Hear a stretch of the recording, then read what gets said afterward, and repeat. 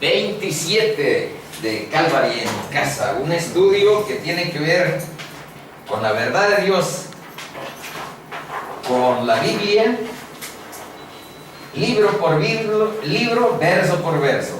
Estamos en el capítulo 12 de Hechos.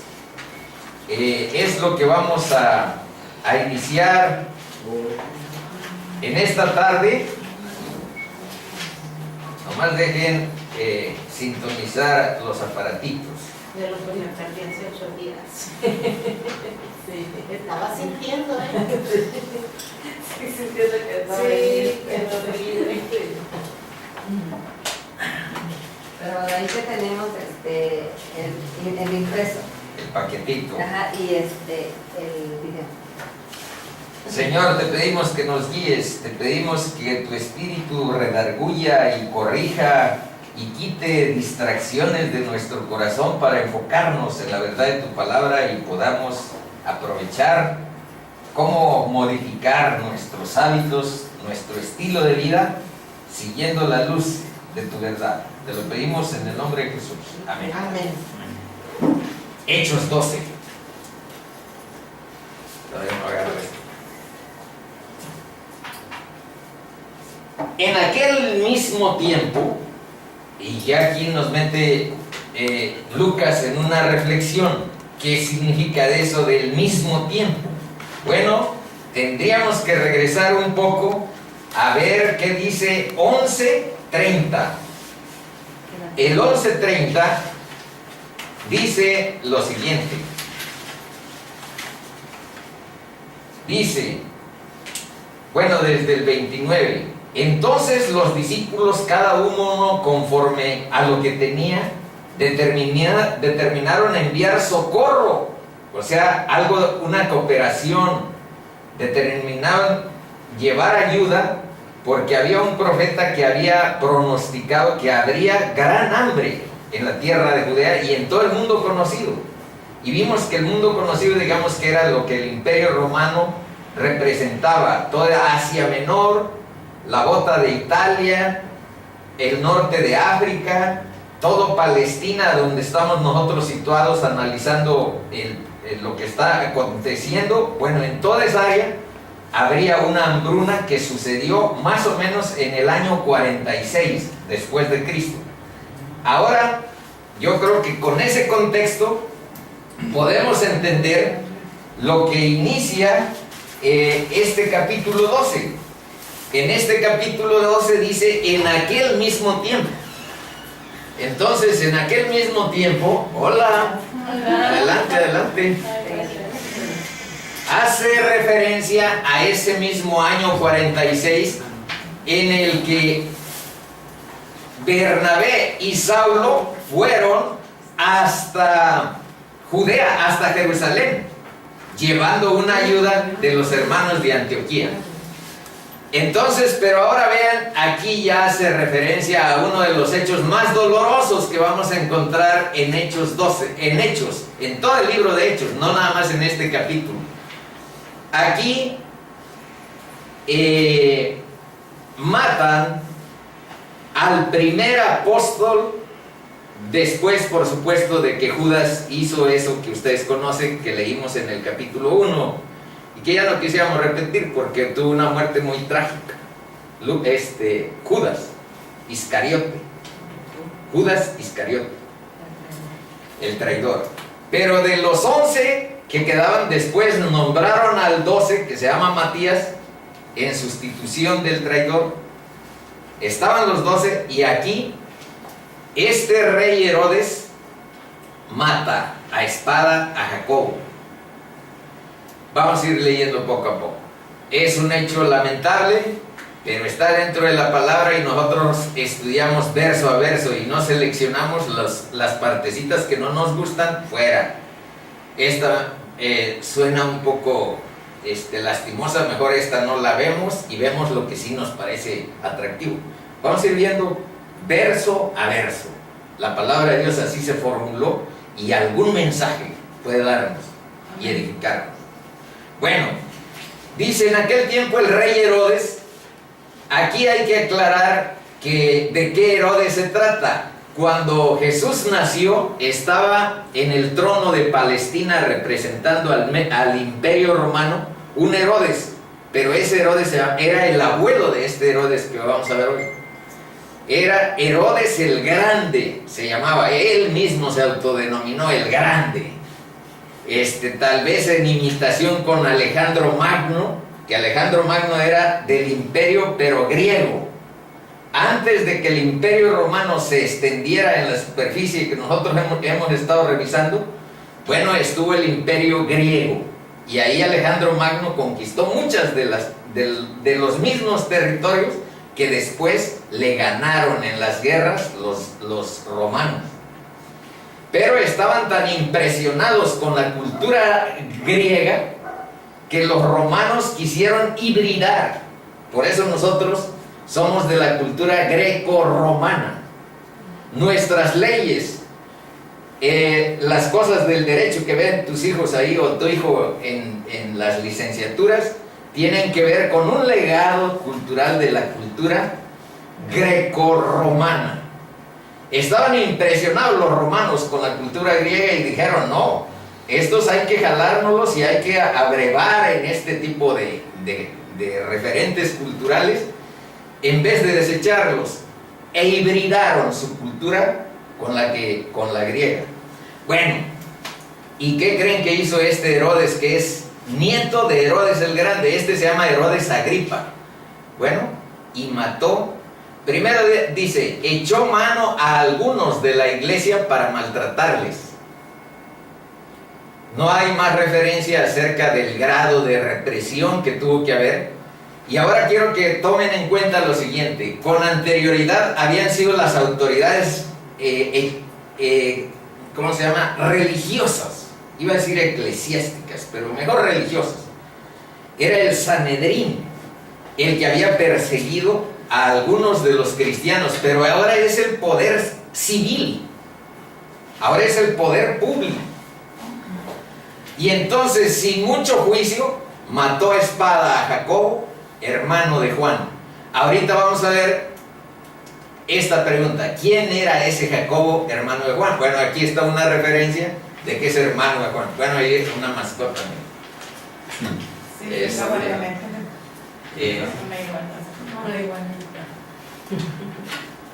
y viendo, vean ahora, es el poder civil en todos los tiempos parece que buscan la popularidad. Vean si no, esa referencia hace el verso 3.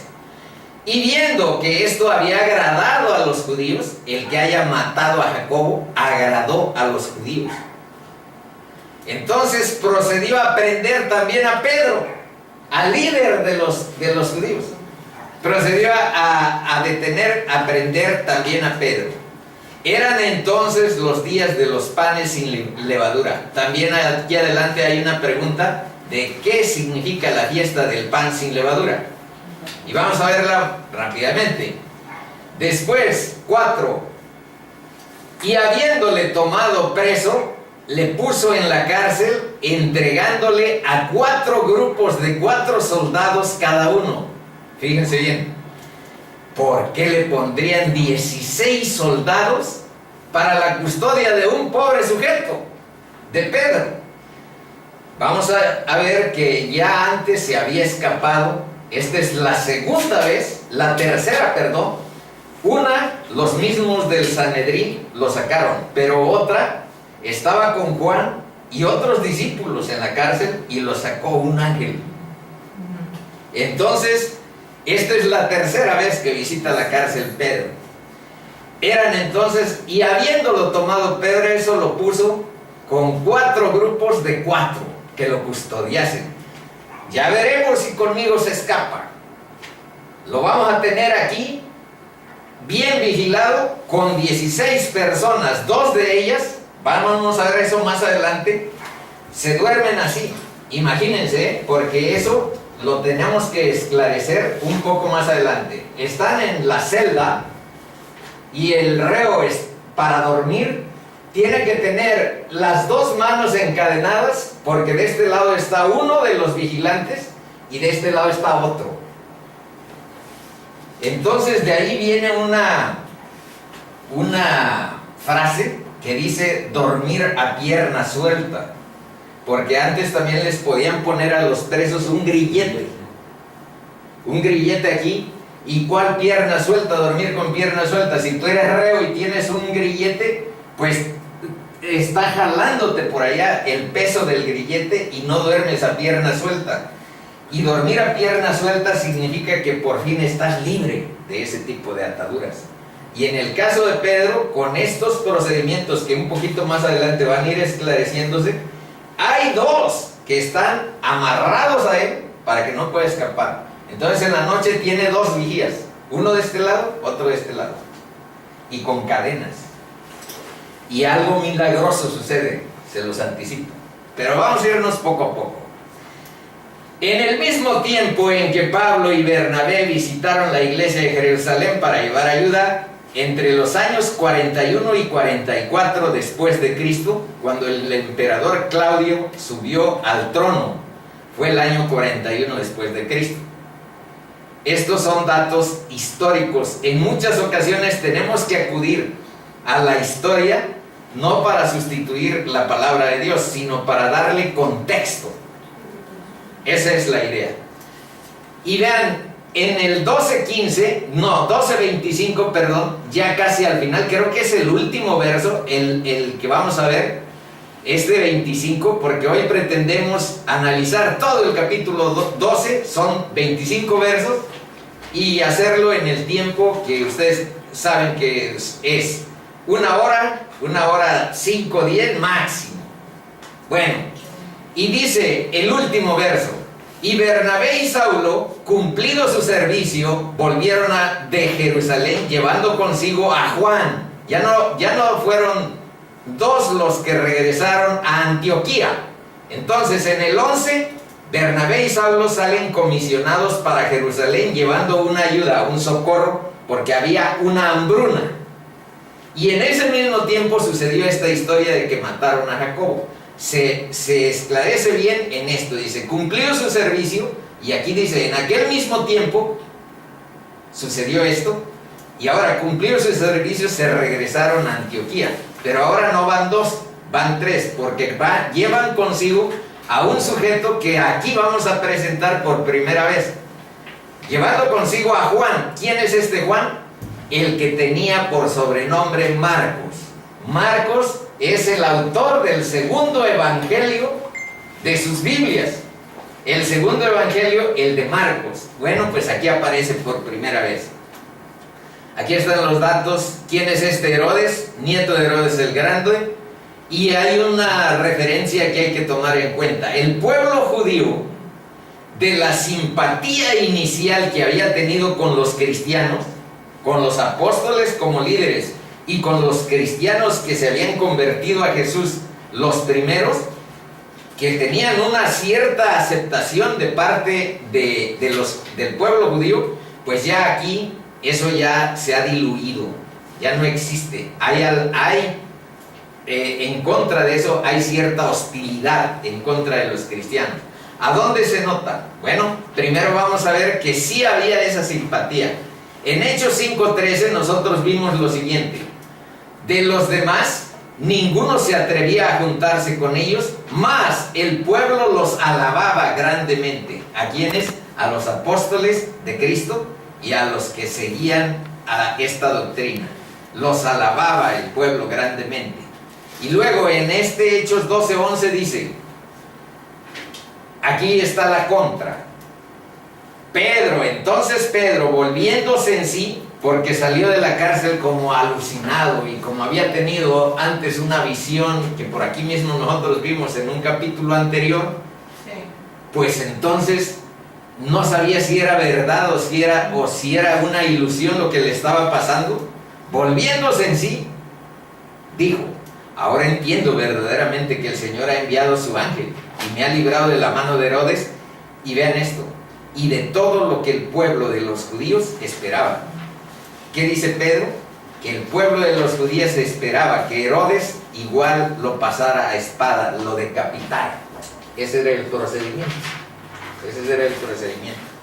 Bueno, ¿quién era Jacobo? Aquí habla de Jacobo el primer apóstol.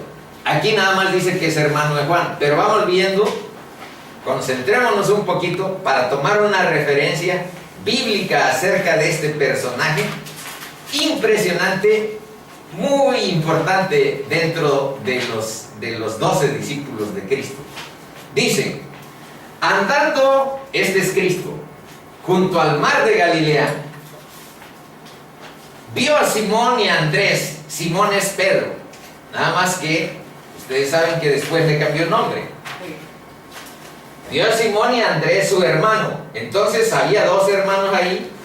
Simón, o sea Pedro, y Andrés eran hermanos, que echaban la red en el mar porque eran pescadores.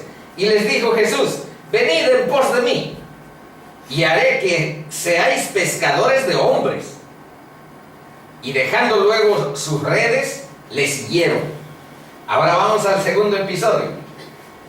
Pasando de allí un poco más adelante, vio a Jacobo. Aquí aparece el personaje por primera vez. Vio a Jacobo, hijo de Zebedeo, y a Juan su hermano. Aquí están otro par de hermanos.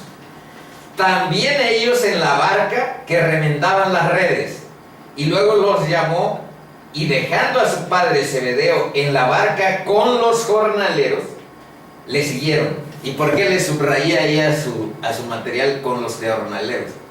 Porque se entiende que Pedro y Simón, ellos eran, digamos que los de la maquila de la pesca. Pero resulta que Jacobo y Juan tenían jornaleros.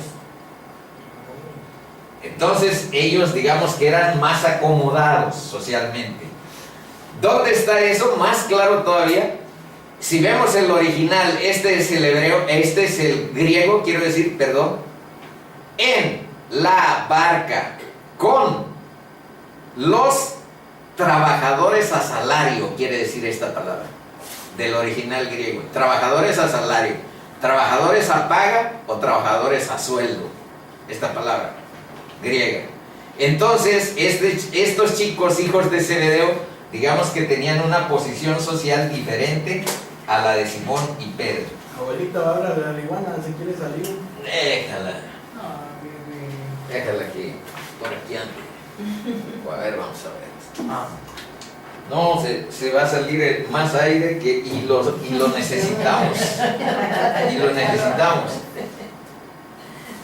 Y luego aquí viene la referencia que decíamos de Simón. Dice Marcos 3, 17, 18. A Simón, a quien puso por sobrenombre Pedro, a Jacobo, hijo de Zebedeo, y a Juan, hermano de Jacobo. Y aquí estos versos están porque Jesús a estos hermanos, a Juan y a Jacobo, vean, también les puso un apodo o un apellido, a quienes apellidó Boanerges. A Jacobo y a Juan le decía Jesús Boanerges. ¿Y esto qué quiere decir? Hijos del trueno. ¿Por qué? ¿Por qué les puso Jesús hijos del trueno? Vamos a ver esto. Lucas 9 del 51 al 56.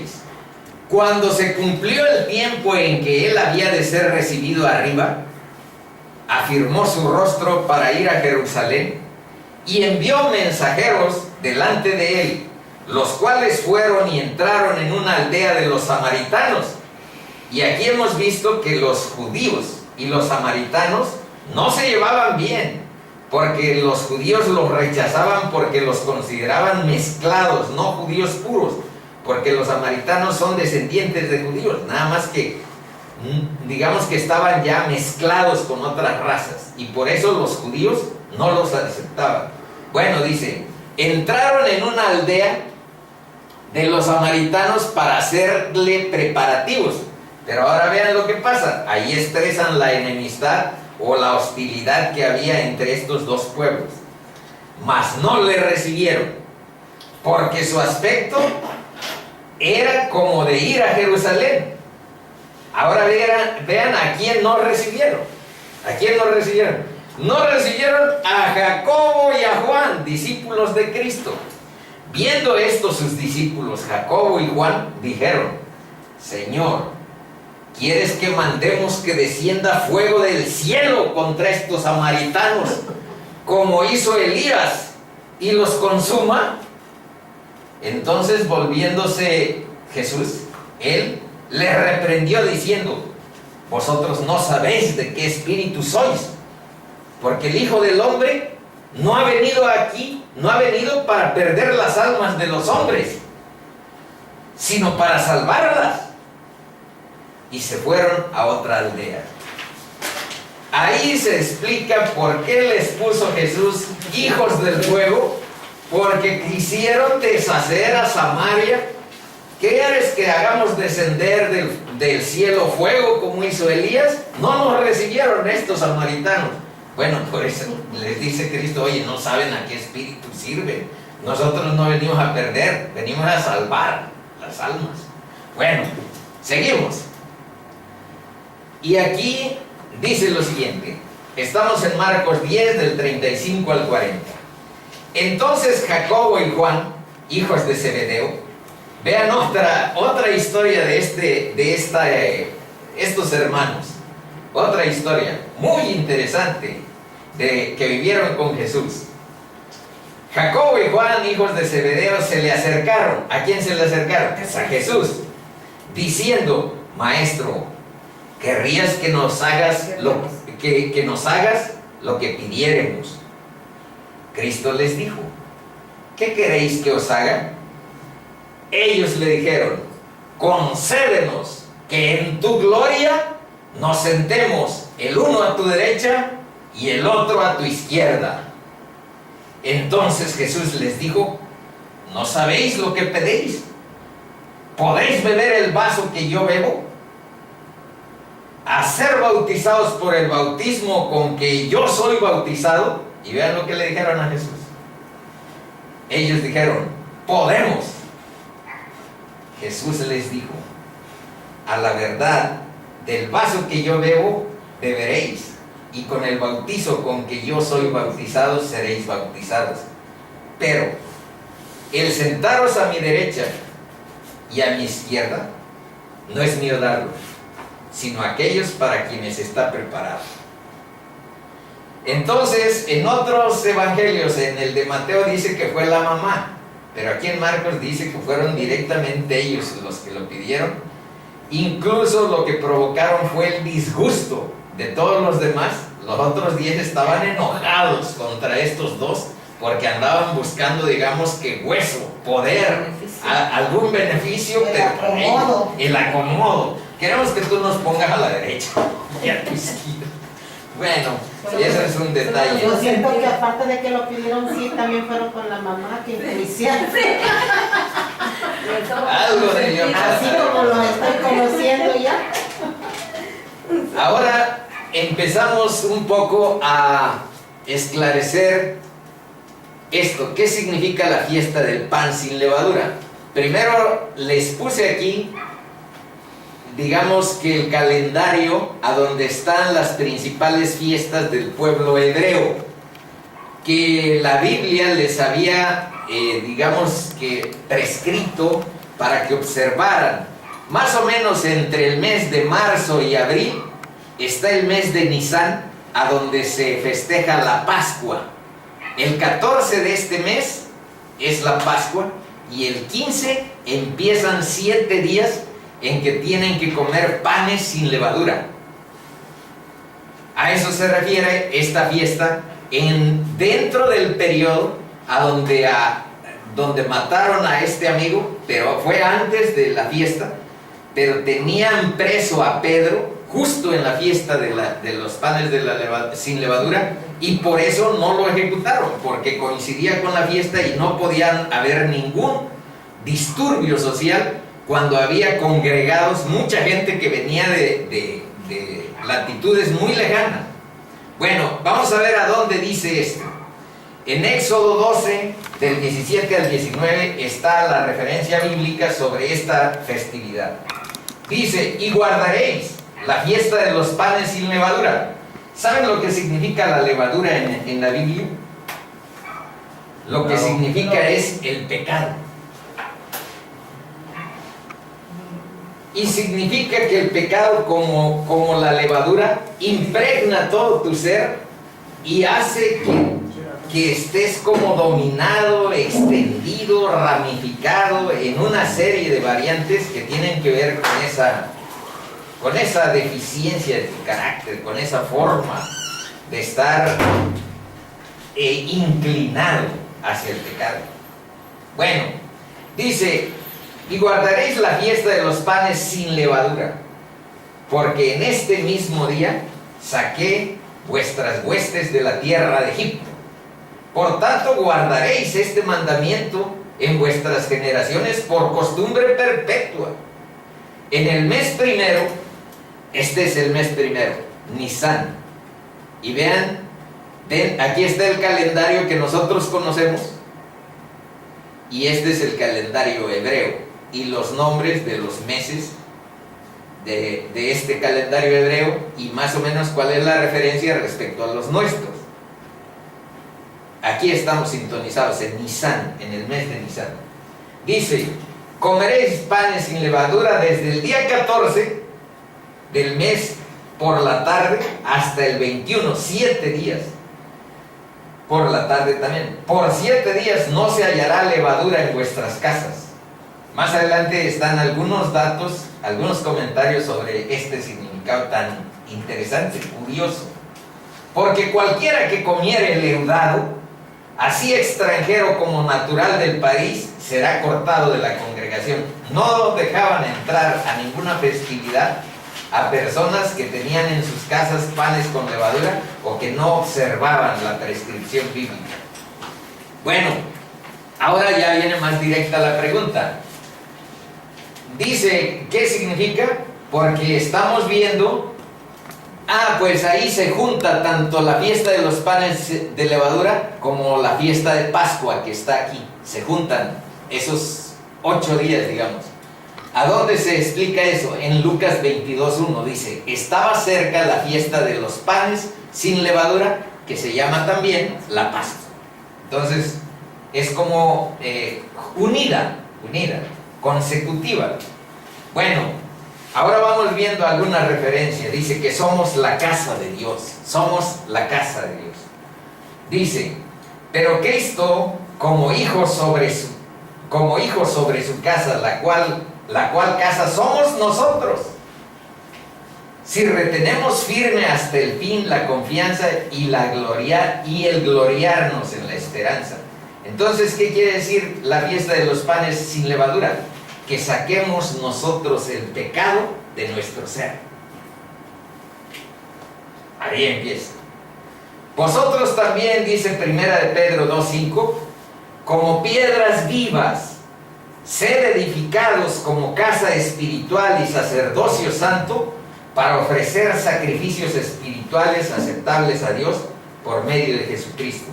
Hace rato estuvimos cantando un poco de que ofrecemos como sacrificio nuestra vida, pero para que la dirija a Dios y la santifique, la llene de su bendición, de su poder, y podamos caminar en luz.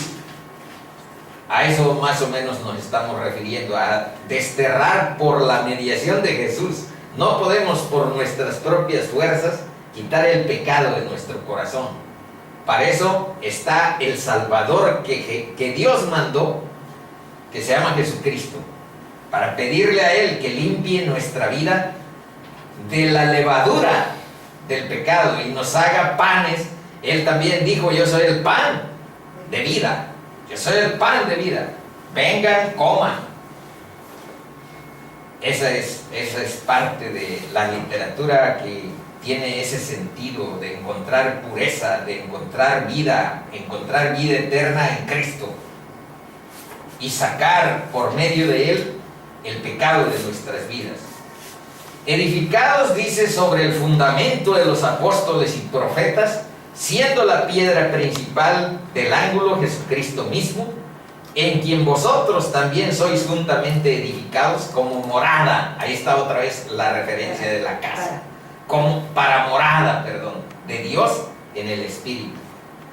Otra vez se hace referencia: somos piedras vivas, somos morada del Espíritu Santo, somos casa en donde Dios tiene su dominio. El reino de Dios es que tú sigas en obediencia su palabra. Eso es vivir en el reino de Dios. Reino de Dios quiere decir que Él manda, que Él reina en tu vida. Bueno, 2. Levadura significa pecado, ya habíamos dicho. Tenía que ser puesta fuera de la casa. Dice, ¿no sabéis que sois templo del Espíritu de Dios y que el Espíritu de Dios mora en vosotros?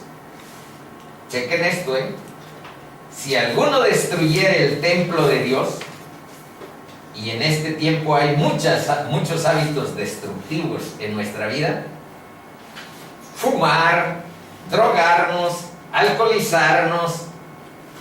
Chequen, si alguno destruyere el templo de Dios, Dios le destruirá a él. Porque el templo de Dios, el cual sois vosotros, santo es. Esta es la diferencia entre lo que dijo Platón y lo que dice la Biblia.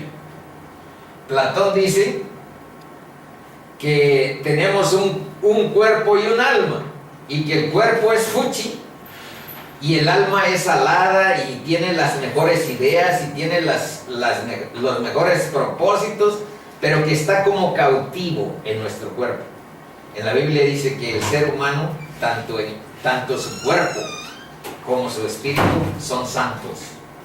Entonces, ahí mismo vean, dice, santo es, está hablando del cuerpo. Entonces, nuestro cuerpo es sacro, es sacro. No es una cárcel, no es algo detestable, no es algo deleznable. Nuestro cuerpo es morada del Espíritu Santo. Y es santo, dice ahí, lo que acabamos de leer. Bueno, la referencia que sigue es 1 Corintios 6, del 19 al 20. Dice, ¿o ignoráis que vuestro cuerpo es templo del Espíritu Santo, el cual está en vosotros, el cual tenéis de Dios, y que no sois vuestros? Chequen eso, no sois vuestros, porque habéis sido comprados por precio. Glorificad pues a Dios en vuestro cuerpo y también en vuestro espíritu, los cuales son de Dios. Así es que si corremos, hagámoslo por la gloria de Dios. Si metemos un gol, hagámoslo por la gloria de Dios. Hay que cuidar nuestro cuerpo porque también es sacro, junto con nuestro espíritu, y no es algo incompatible con nuestro espíritu. Somos una unidad.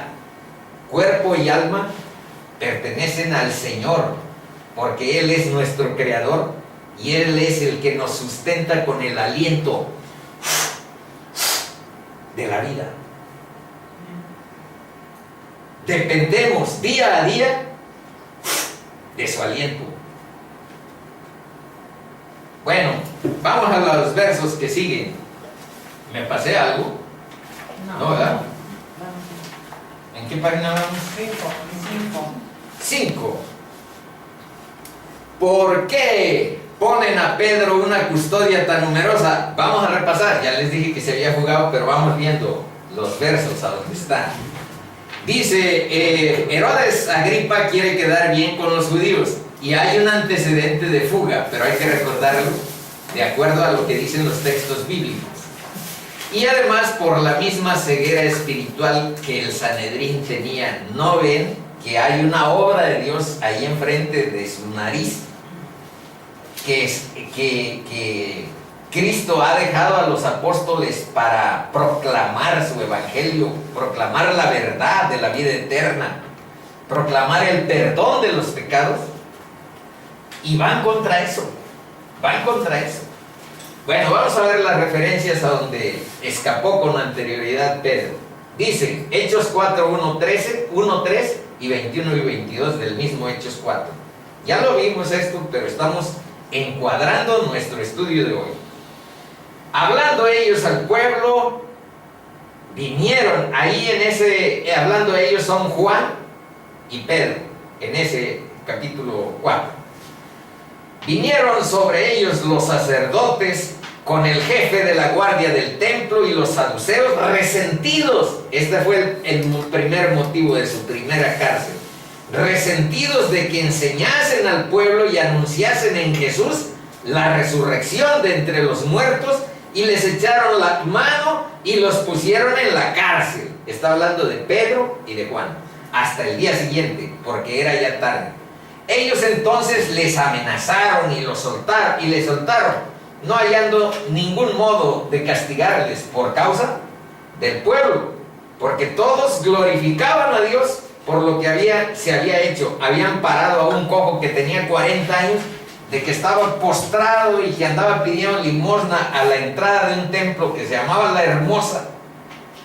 Y como todos habían visto ese hecho milagroso, dice, todos glorificaban a Dios por lo que se había hecho, ya que el hombre en quien se había hecho este milagro de sanidad, aquí dice, tenía más de 40 años. Bueno, yo les dije 40. Aquí dice que tenía más de 40. Digamos que tenía 41. Ahora la segunda ocasión, Hechos 5, del 17 al 20 y del 25 al 27. Vamos a ver esas dos. Es la segunda ocasión y aquí van todos los apóstoles a la cárcel. Entonces, levantándose el sumo sacerdote y todos los que estaban con él, esto es, la secta de los saduceos, se llenaron de celos. Otra vez, arriba dice resentidos de que enseñasen, y aquí dice se llenaron de celos. No había otro motivo para echarles mano, y ahorita menos. A estos los mataron por quedar bien con los judíos. No podían acusarlos de nada. Como decía Cristo, ¿quién de ustedes me redarguye de pecar? Y quedaron callados. ¿Quién puede decir que soy pecador? Bueno, no les estoy preguntando yo, si lo estuviera diciendo yo, ¿quién me redarguye de pecado? Pues todas las manos se pueden levantar. Yo puedo decirte lo pecador que ha sido, pero le estoy recordando palabras de Jesús, y él no pecó. Bueno, entonces se llenaron de celos y echaron mano a los apóstoles, aquí vamos, y los pusieron en la cárcel pública segunda vez. Pero aquí son los apóstoles, aquí está Juan y Pedro, estaban acompañados, aquí va toda la bola, y los pusieron en la cárcel pública. Pero ahora vean lo que sucede. Mas un ángel del Señor, abriendo de noche las puertas de la cárcel y sacándolos, dijo, y vean cuál es el sentido de Dios para nosotros, no nada más para los apóstoles. Vean lo que les dijo. Id. Primero los liberó de la cárcel y les dio estas instrucciones. Id, y puestos en pie en el templo, anunciad al pueblo todas las palabras de esta vida. ¿Qué palabras de vida? Pues las de Jesús, las de la vida eterna en Cristo. Por eso nosotros procuramos que se proclame, que se conozca que hay vida eterna, que hay perdón de pecados, que hay necesidad de reconciliar nuestra condición con Dios por medio de Jesús, y que por eso vino al mundo, para que nosotros tuviéramos esperanza fundada de salvación. ¿Fundada en qué? En que somos buenos, en que podemos en nuestra carne ser muy morales, fundada en los méritos que Cristo hizo en la cruz. Y después de eso, sí, seamos buenos, seamos morales, seamos éticos y seamos personas amorosas con Dios y con el mundo, con nuestro prójimo. Bueno, vamos en el siguiente. Dice, he aquí los varones que pusisteis en la cárcel, ya aquí se dieron cuenta, están en el templo y enseñan al pueblo. Entonces fue el jefe de la guardia con los alguaciles y los trajo sin violencia. Pero no porque fueran tan buenos. Vean por qué sin violencia. Porque temían ser apedreados por el pueblo. Aquí está la explicación de por qué pusieron tanta gente a vigilar a Pedro. Bueno, sigamos. Así que Pedro estaba custodiado en la cárcel, pero la iglesia hacía sin cesar oración a Dios por él. Y cuando Herodes le iba a sacar, ¿para qué creen que le iba a sacar? Para matarlo. Para justiciarlo. Cuando llegó el día en que lo iban a pasar otra vez a espada, en ese mismo día, en esa misma noche, pasa lo siguiente. Aquella misma noche estaba Pedro durmiendo. Vean, esa es la paz de Dios que sobrepasa todo entendimiento. Amén. Un chico está condenado, sabe lo que tiene que encarar al otro día y está durmiendo. Está durmiendo. Y está entre dos soldados. Por eso les decía, imagínense, yo más o menos investigué cómo tenían a este chico. Lo tenían encadenado uno y otro, entre dos cadenas, y en ese, dice, aquí están los detalles, dice, durmiendo entre dos soldados, sujeto con dos cadenas. Y aparte, los guardas delante de la puerta custodiaban la cárcel. Y he aquí, hermanos, fíjense bien en esto, Dios actúa e interviene cuando Él y su voluntad así lo determinan. No sabemos los misterios de su intervención porque es inescrutable su sabiduría. No sabemos todos los detalles, pero los que están en la Biblia sí. Vamos a verlos. 7. Y he aquí que se presentó un ángel del Señor y una luz resplandeció en la cárcel. Y tocando a Pedro en el costado, le despertó diciendo, levántate pronto. Y vean lo que pasó ahí. Y las cadenas se le cayeron de las manos. Le dijo el ángel, cíñete y átate las sandalias. Ahí se refiere a ponerse esas mantas que usaban y amarrarse, porque si no, no puedes caminar. Entonces, ponerse esas túnicas, esas mantas y cincharse, digamos. Dice, cíñete y átate las sandalias. Y lo hizo así. Y le dijo, envuélvete de tu manto y sígueme. Y saliendo le seguía. Pero no sabía que era verdad lo que hacía el ángel, sino que pensaba que veía una visión. 10. Habiendo pasado la primera y la segunda guardia, llegaron a la puerta de hierro que daba a la ciudad, la cual se les abrió por sí misma. Y salidos pasaron una calle, una cuadra nada más, salieron ya de la cárcel, pasaron una cuadra, y luego el ángel se apartó de él. Entonces Pedro, volviendo en sí, ahí más o menos despertó de su soñoliense. Volviendo en sí dijo, ahora entiendo verdaderamente que el Señor ha enviado su ángel y me ha librado de la mano de Herodes y de todo lo que el pueblo de los judíos esperaba.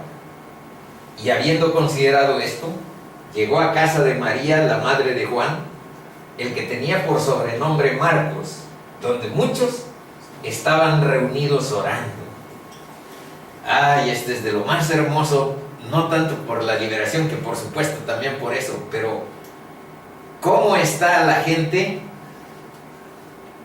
con la fe en que puede intervenir Dios, y aterrada, porque si ya mataron a Jacobo, pues ¿qué le espera a Pedro también? Y están, vean, si allá en la cárcel están día y noche con una custodia, aquí en la iglesia están sin cesar orando a Dios por él. Dice, y se proponía sacarle al pueblo después de la Pascua, pues porque había mucha gente ahí y porque a los judíos no les iba a caer bien que algo sucediera en su fiesta. Herodes, dice, juzgó conveniente posponer la ejecución de Pedro, ordenó custodia estricta día y noche, y la iglesia hacía oración día y noche por el líder y vocero en jefe de los 12. Y aquí vamos viendo unas cuantas expresiones. Esto está subrayado porque dice, se les abrió la puerta de hierro por sí misma. ¿Y saben a qué palabra significa por sí misma? Automaté.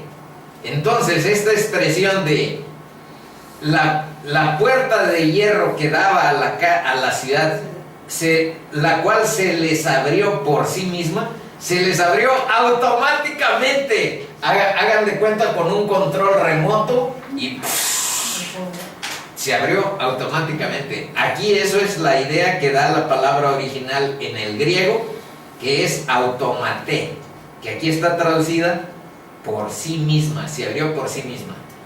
Pedro estaba durmiendo, y eso de estar durmiendo, aparte de la paz que yo mencioné, vean un verso del Salmo 3:5 que dice: yo me acosté y dormí y desperté porque el Señor me sustentaba.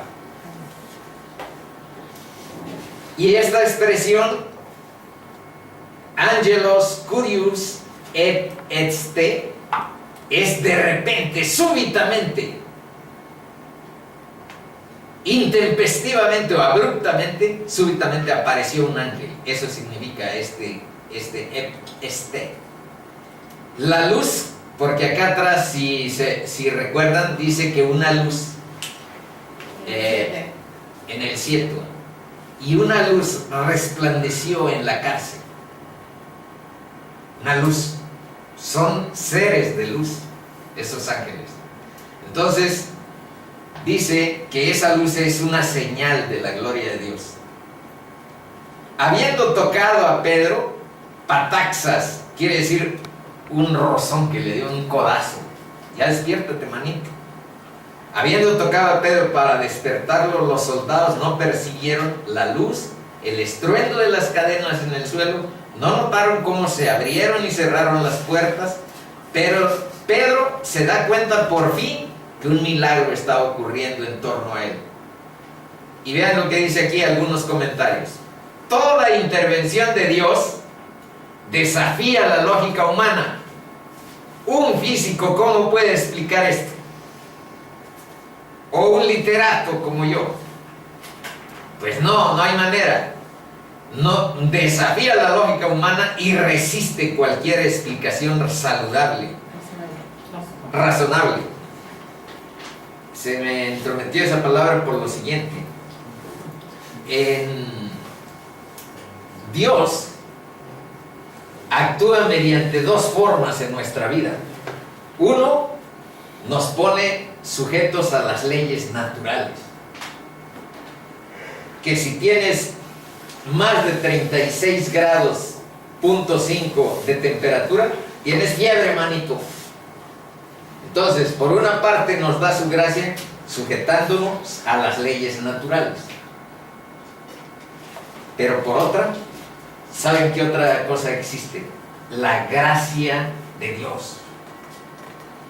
Puede mantenerte en una condición de vida independiente a veces de las leyes naturales. Dios actúa por su gracia en tu vida.